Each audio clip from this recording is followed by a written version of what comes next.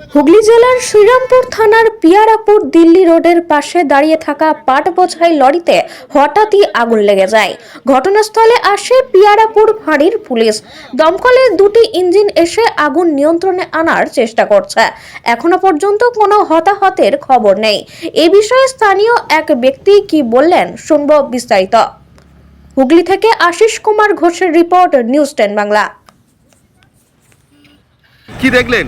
দেখলাম পিয়াপুরে এই পাট বোঝার একটা লরি হঠাৎ করে আগুন লেগে গেছিলো, দমকল এসছে, এখন গাড়িটা আগুন নেওয়াচ্ছে। মানে আগুন ভয়াবহভাবে ধরেছে। ভয়াবহ আগুন ধরেছিল, দমকল এসে পুলিশ প্রশাসন এসে আগুনটা নেওয়াচ্ছে। এখনো কি জানা গেছে কি কারণে? না, কারণ কিছু জানা যায়নি। আচ্ছা, আপনার নামটা বলে দিন। আমার নাম শ্যাম রাহা।